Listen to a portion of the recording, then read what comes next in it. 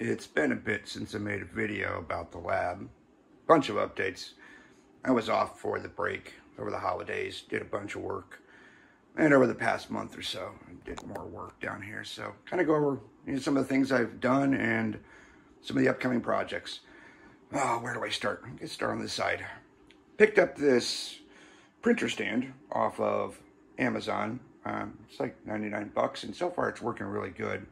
I wanted something I could put a decent number of old computers on, roll it around and use it. And I also wanted it to be able to be captured over HDMI and things like that, or VGA, which I can now do.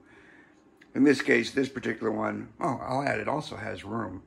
Could probably build some more shelves for it and add some more computers onto it. But the idea is, like, I can grab the Commodore, stick it up here. There's enough cable that I could just pull it out and use it, or even just leave it there and kind of, fiddle with it. But that's the start. Nabu's on there, and on the top, this is an ESP32 VGA board that there's videos out there. I might post another video on it one of these days. But I flashed it with what is essentially an ANSI terminal, like a VT terminal from, what's his name, Fabrizio in Italy. It's a, I don't know, $20 board. This little thing back here, ESP32. Can't really see it, can you? Right there. It's an ESP32 with VGA and PS2 interfaces, and flashed it with a terminal. So what I want is just basically a VT terminal that I can connect in.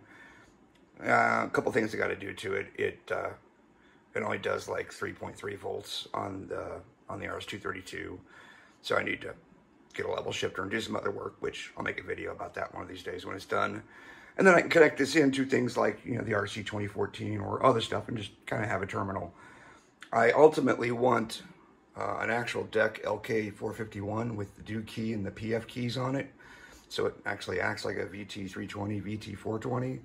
But for now, I've got an LK471, which is the digital version of the PC keyboard. I really do like this keyboard, though. It's I love DEC keyboards. Always did, especially the LK401 on the VT420 terminals. One day I'll get one of those. But like in this case, you can set it up.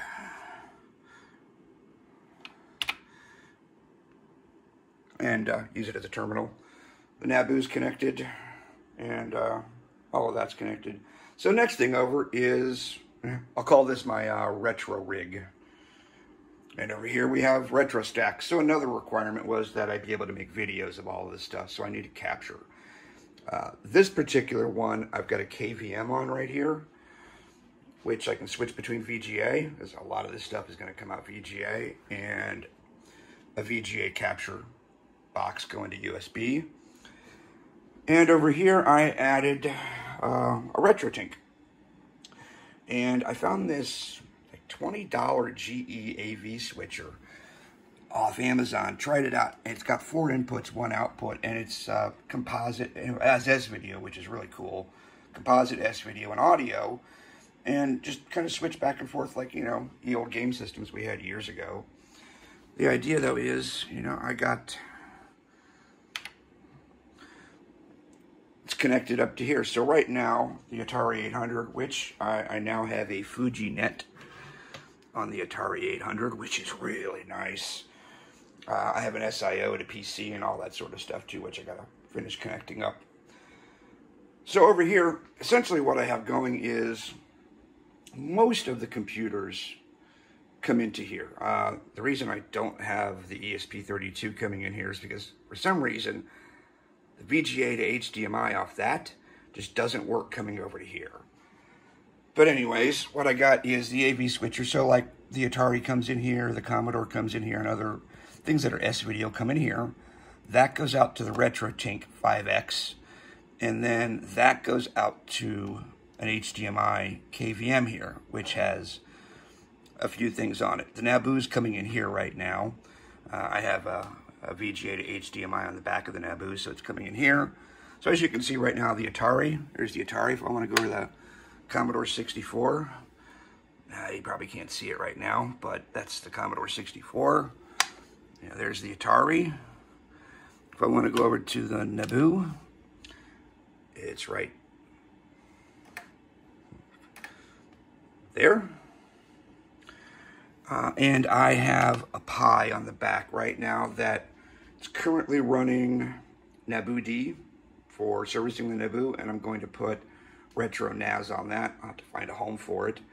But all of this, then, next step I'll show is there is an Elgato capture box down there, HDMI, running back to the computer. That keyboard services that KVM, so like for that. But at the same time, all of this can come over. Oh, what else? Well, before we get to that, new signal generator. Did some rearranging down here too, so new signal generator, which I need for all of my audio, like guitar pedal builds and stuff. This machine is running NDI. It's a little ThinkCenter, which turns out to be a really nice little machine. Another HDMI KVM down here with a powered USB hub. And this is running that capture. The VGA one's coming in over here. My scope software is here. Prom Programmer, this is my main sort of lab Windows machine. And everything's sort of connected in here, the little logic analyzers. Anything that requires Windows comes in here, which is kind of nice. You know, I can switch over here, go back to the VGA capture, and that's capturing that VGA from that. So in theory, you know, I could grab that keyboard, move that out of the way, thus the cart, put the keyboard down here, or even run it over here, and I could see it on the VGA capture. Which leads to kind of the next side of this. My main sort of streaming setup is my Mac Studio over here. And as you can see, all of the other stuff is coming in on this side. To this one, the Elgato is coming in here. So for this, like for example, let's go to, here we go, there's the Elgato right now. So if I go over here, let's grab the Naboo.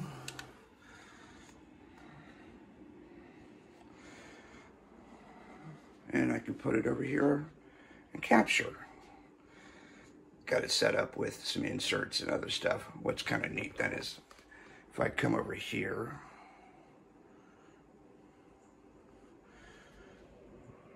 yeah, that's streaming out too. Oh, with NDI. So on this machine then, because this has the VGI, I have NDI, and I'll add, I really am like an NDI.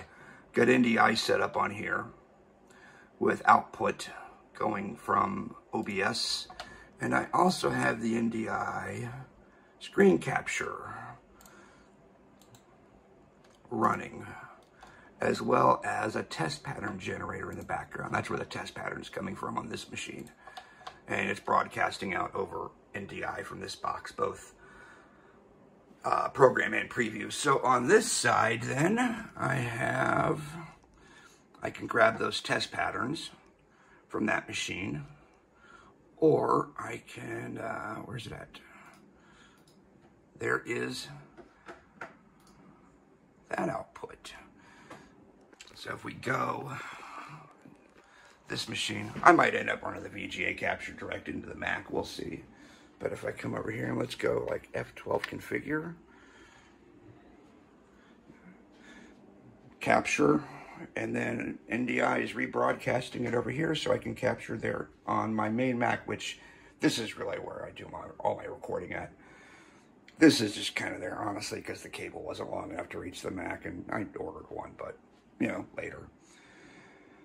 That's kind of it right now. Those are all the sort of current additions.